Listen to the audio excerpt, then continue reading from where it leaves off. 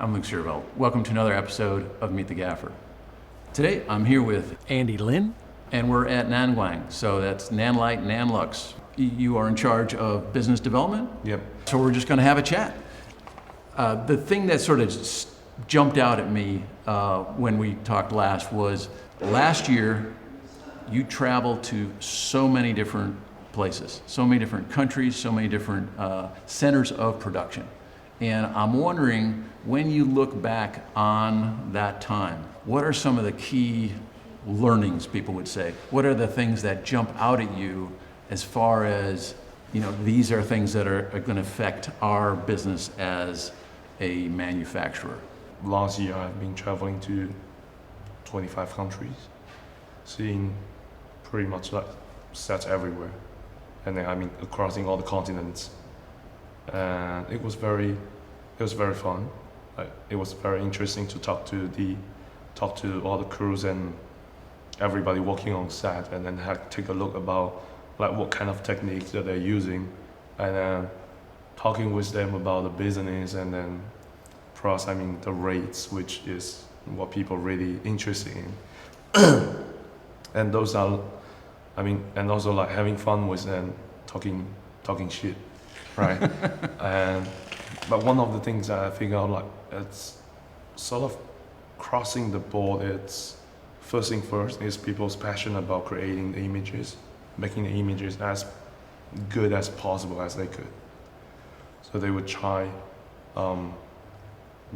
new equipment, all the method that they could take, or all the ways of lighting that they could achieve to just make it look better. It could be lower budget, it could be higher budget. So it could be one light master, or it could be 100 light set. But all of a sudden, I think they sort of do it in the same way, just wanted to make it better. But one of the things that I found fascinating is I'm actually witnessed that our light is being used everywhere. Mm-hmm. Because traditionally, the way of, let's say, big chain group rental house, what they did is, let's say they bought a unit in the States or in the UK. They use it, and once they get to a certain period of time, let's say 2 years later, they started to transfer it to the lower end, which is their second tier countries for them.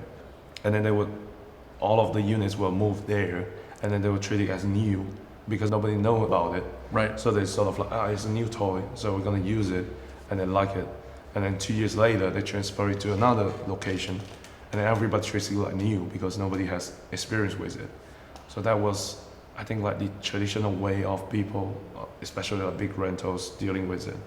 But then nowadays, it's because of the internet, and then also because people getting knowledge from social media, and also it's getting so much easier for people to communicate around the whole world. So people do have understanding about what's coming in the future and what's coming recently.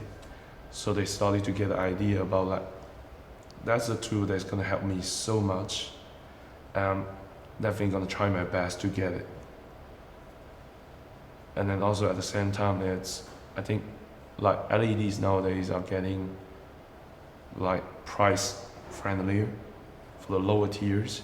It's more affordable for them to get the chance to use on the new equipment.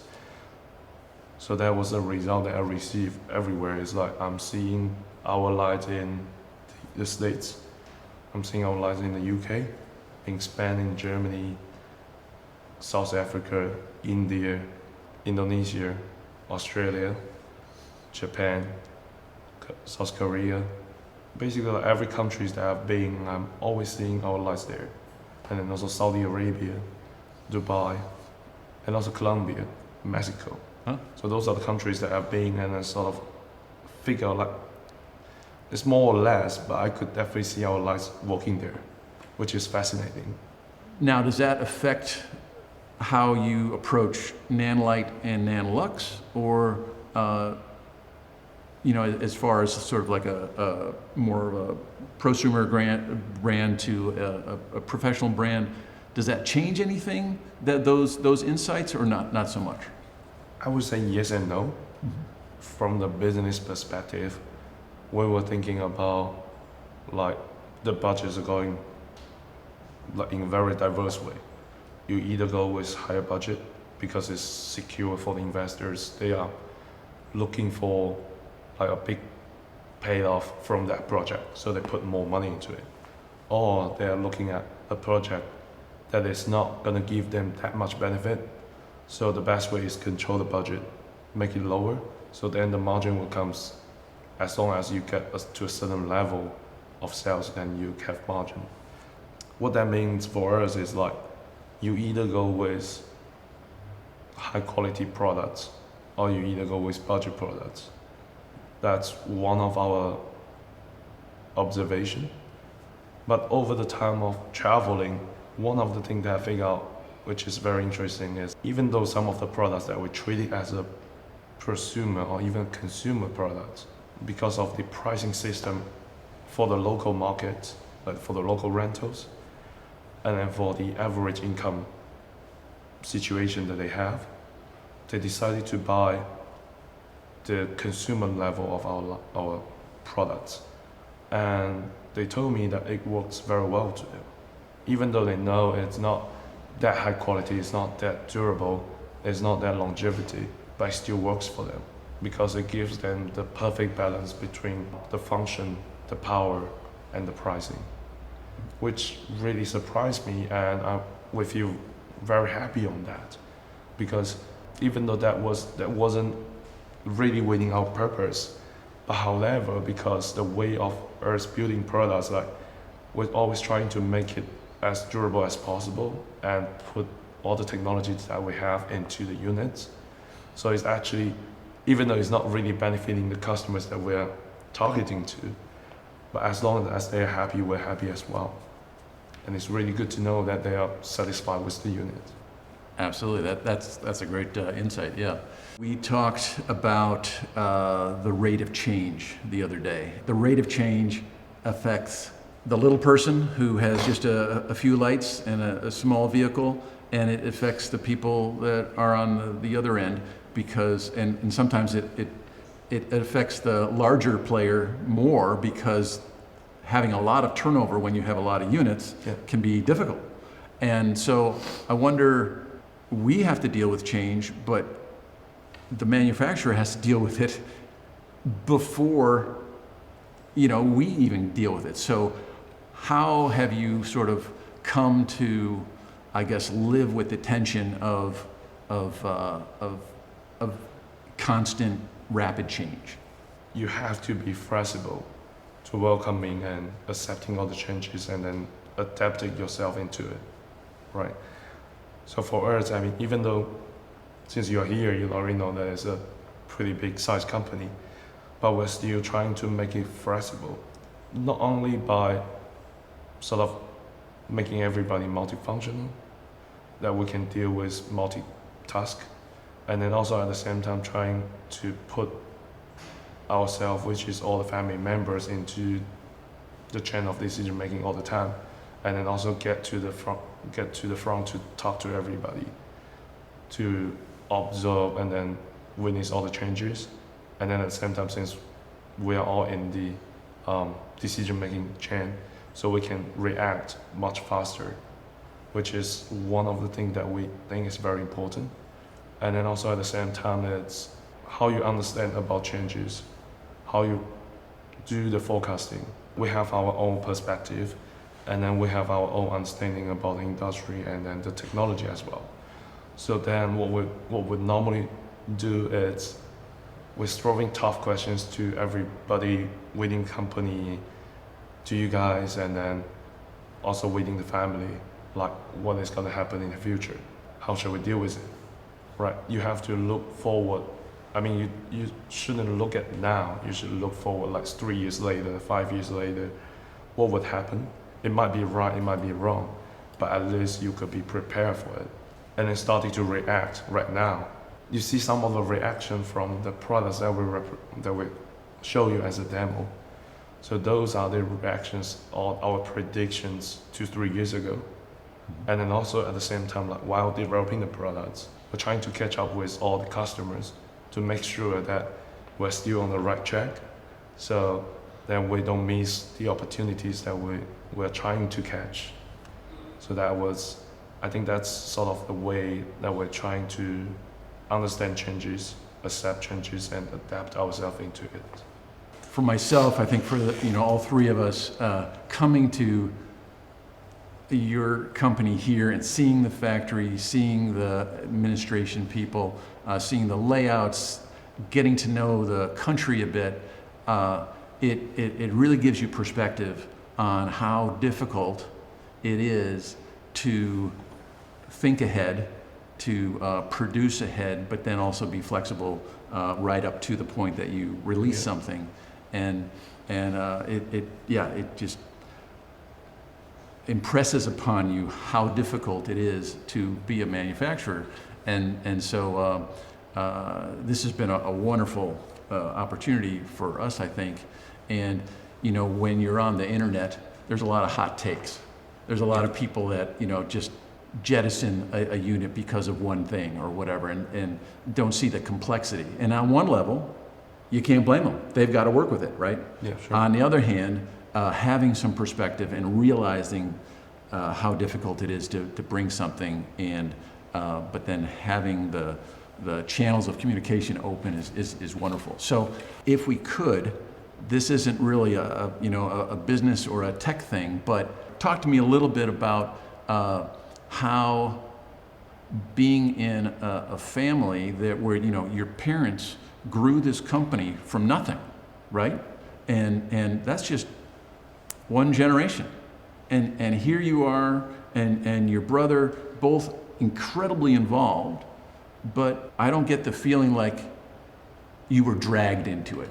I feel like you want to be here. Yeah. Tell me about that a little bit. I mean, it's great that you asked the question so we can share a little bit about it. So, but for me, I'm not 100% sure about what the answer my brother is gonna give. Right. But from my perspective, it's like we've been witnessing all the changes that is happening within the company, and then also at the same time we figure out our passion for this industry in a very early stage. Like when we were in primary school, one of the channels in China was a movie channel. So every Saturday night they're gonna show a movie, and then my brother and I was always sitting in front of the television and then watch every movie every single Saturday night, and we figured that was fascinating. So that was I think that sort of really got us hooked for the industry. And then also we definitely grew up from the environment of the company. Like when I was in primary school, during the summer or winter vacation, we would go here and then do some works to earn a little bit of money so then we can have fun after that. And then also everybody here, I mean, we have employees that witnessed my birth. Like the auntie was telling me like that was the night that I got the phone call from someone else telling me that you were born. And I was like, wow, that's fascinating. And they're still working here, which is really great. Like it's really giving me a feeling of a family. And that sort of close relationship give me a feeling that everybody here it's just a family, and we contributed to the company, and then also getting back what everybody's needed, which is reputation from the whole area, and then salary, and then also the welfare, everything, and then also being proud of that the products that you made has been using everywhere. So that was one of the fascinating things as well. And then speaking back to like the past, I think that was my high school.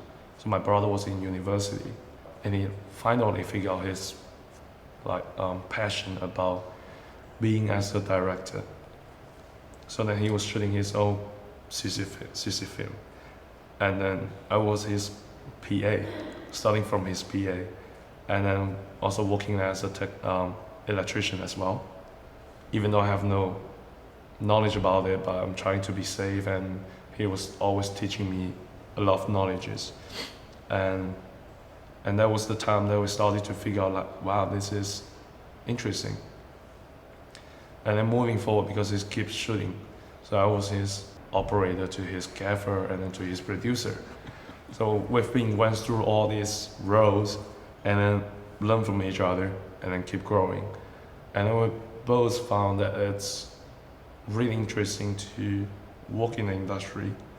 And then at the same time, since we got the chance to work in the company, so we can contribute from another perspective, which is from manufacturer.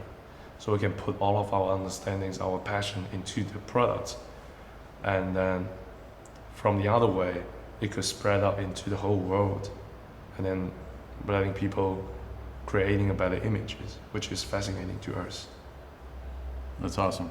Now, I just want to do a little tangent here, but building on that, it looked to me like when you're in town, because you're not always in town, especially if you're traveling so much, but when you're in town, it looked like your desk was right next to your mom's. Yeah. What's it like working with, your mom as a boss and as a family member? Before sitting right next to my mom, that office used to be my dad's office. So I was sitting right next to my dad, and then my dad moved to like the next floor, like the higher floor, and then my mom gets in and stays in the office. So I was actually swapping. I'm witnessed that swap, but that was interesting. I mean, for me, it's actually very nice.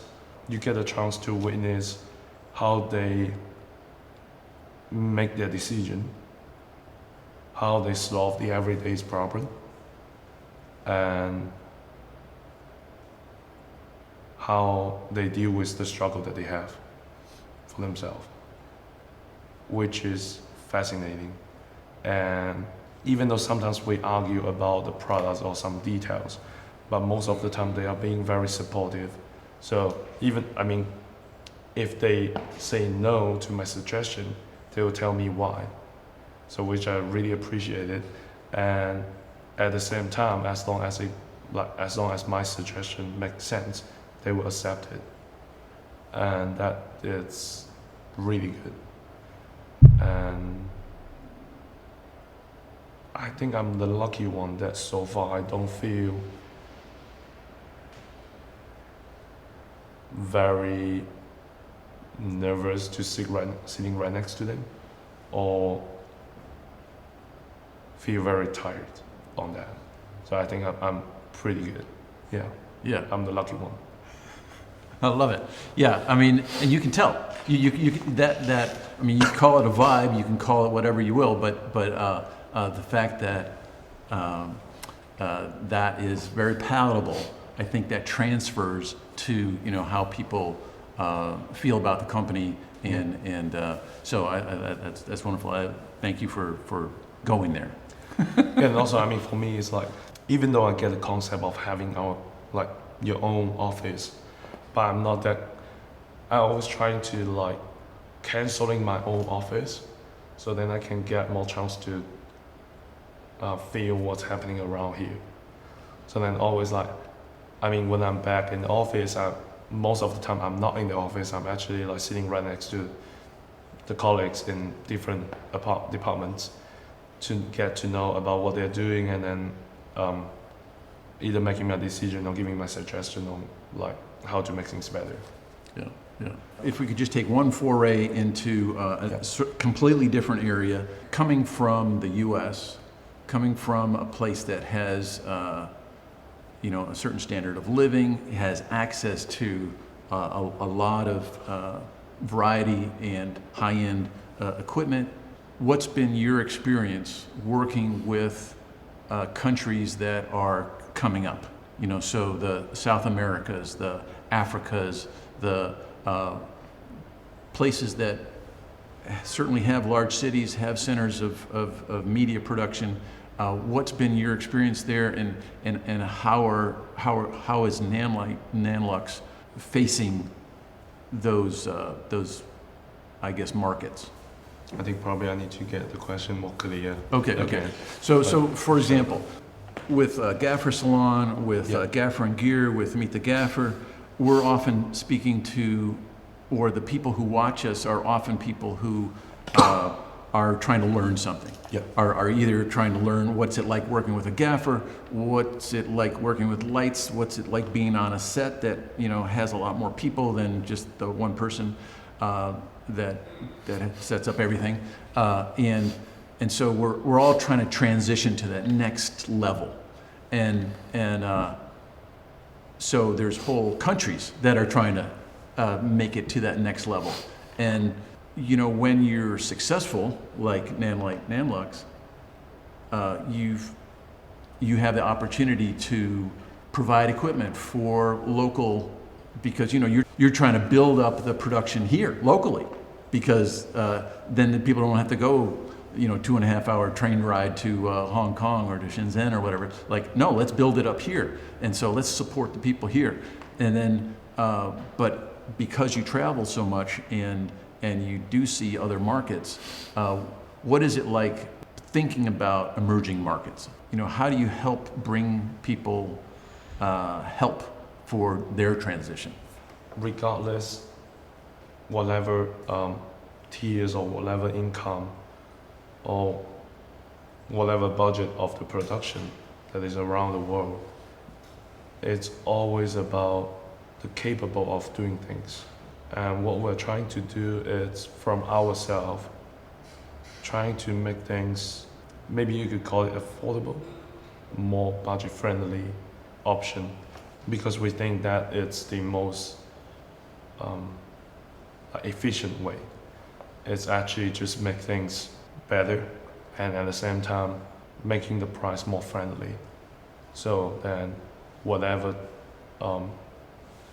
countries or whatever productions, they have the chance to try it.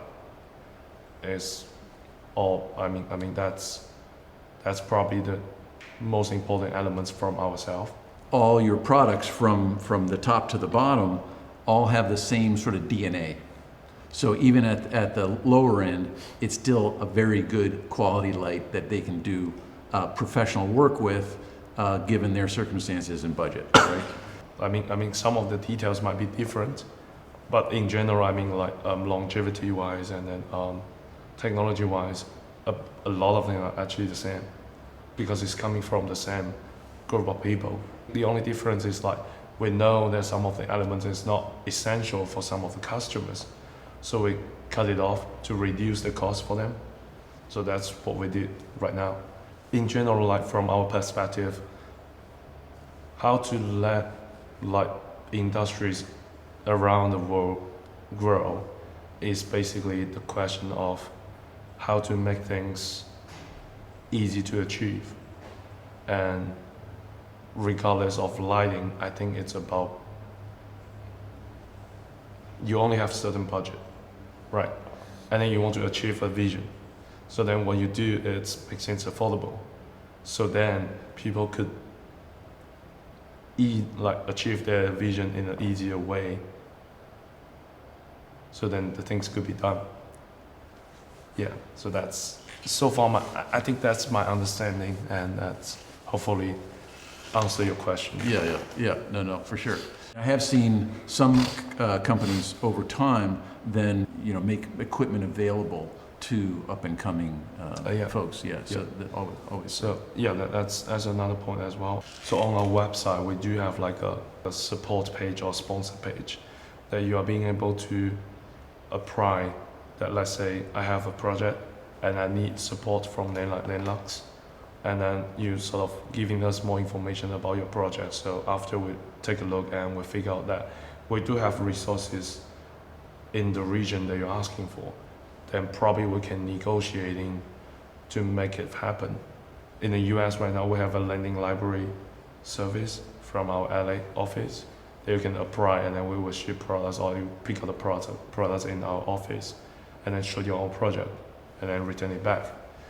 And then in China, we have pretty much the same thing across the whole country. Like you can apply support from us for your either thesis film or student project or indie projects. So that's what we're trying to do, and I think we've done that in Argentina, in Sweden, and France. And we're trying to sort of like make it happen, make it available across the whole world. So we're still working on it, but luckily, I mean, we're getting further and further, and hopefully we can provide it helps to everybody that need help. I love it. I didn't know about that. That's awesome. Well, fantastic. Influencers. Yep. What do they actually bring to the bottom line? Anything? What do you mean by that? Okay, Sorry. so like the three of us, you know, we're not in the world of YouTube, we're not huge at all. You know, we're under 100K. I'm not even at 50K.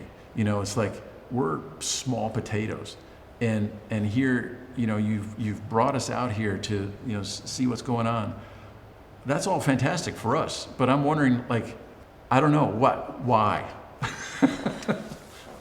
What value do we bring, you know, that I guess I'm wondering to a company like you? I mean, there's so many influencers around the whole world, like different kinds of influencers. Some of them are like for entertainment, some of them are for sharing knowledge, some of them are for learning, and some of them are like vlogging, sharing their everyday life, fascinating lives, and then people love watching it. I mean, there are so many kinds of influencers around the whole world, and it just serves people's need. But for us, it's like three of you are working professionals, and then you have a very good knowledge of what is good, what is bad, what is helping everybody, what is not. And for us, it's like we need to learn more from you because you have a better on-set experience, so you can better tell us like what the better product should be. And at the same time, even though you are not a big influencer, but you have a very loyal follower base and they trust you. And for us, it's like we're always trying to be open. We're always trying to tell people what we really are, not from a short-term perspective, but from a long-term perspective. What we're always trying to do is make friends with everybody, talk to everybody, learn from everybody, and show everybody what we have. And I think it's not really from transferring every exposure, transferring everything into sales. It's about building people's trust on us, so then together we could be friends for a much longer time, and then you could trust us, and then we could learn from all the customers and grow up together. Talk to me a little bit about how you receive information, sort of, you know, the sort of feedback loop, how that fits into development. Who are the people you reach out to in different tiers to get feedback for your company? First thing first is every customers come to our booth. As long as we talk to them, we learn from them. They might not really comprehend on something, sharing something, but during the talks we learn.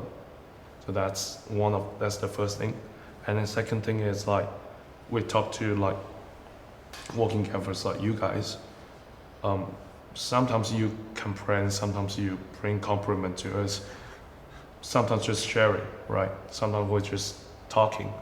And for us it's like no matter it's comprehend, no matter it's compliment, no matter what you're talking about, it's always something for us to be inspired and learned, and we learn from that. And then moving forward, it's we more or less, but we proceed all the complaints about products or returns or repairs internally in the headquarters. And then so we will sort of go through everything, and then every month the sales team or the after sales team will pick up every point together into an Excel sheet, and then we will go through, and everybody will sit together with the R&D department and the manufacturing department. We sit together, go through the whole list. Is there something that we can change? Is there something that we can improve? Is there something that we sort of remember it and then change it in the future? So we were always doing that month by month. Last but not least, when we're visiting sets, I always trying to look around and then talk to people about how you use our lights and how you use other lights. So it's always about like learning the different way of using and then thinking about it, and then sort of trying to make the best way of like solving all the problems or solving all the issues or bringing up better solutions for everybody. So it's not really about, maybe it's not from the feedbacks that people talk to us, but it's from the observation that we had on set or while talking to people. Yeah. And then by merging all of these together, it sort of gave us an idea about how to make things better or how to create things that are gonna help people. Yeah, and I guess the last part of that is, how important is support and repair to the company? For us, it's very important because every investment or every purchase is the trust that customers give us. So what we needed to do is, as a friend, or we treat everybody as a friend or as a family member. So what we need to do is make sure that everybody's satisfied with that. And in order to make everybody satisfied with it, we need to being able to service everybody in a short period of time, which is very important, or otherwise it's not really what a friend should be or what a family member should be, right? You got to support each other because you put your trust on us, you support us by purchasing the products. Then we need to support you back to make sure that you have the repair service and you have technical support as best as we could. Yeah, and that's a challenge when you're a global company. Always, but it's just like, for us it's selecting the right partners everywhere and then making sure that we could set up the standard and then everybody waiting our distribution channels could sort of make it happen. Awesome. That's a great way to end this. Thank you. Thank you so much. Thanks for putting up with all the questions. Thank you so much. Thanks for watching, and we'll see you again next time.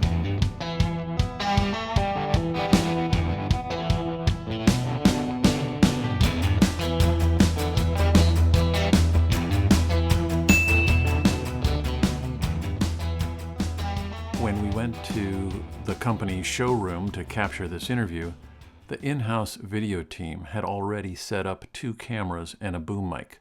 So Andrew Locke and John Roche were nice enough to each operate an Osmo in case some BTS was needed.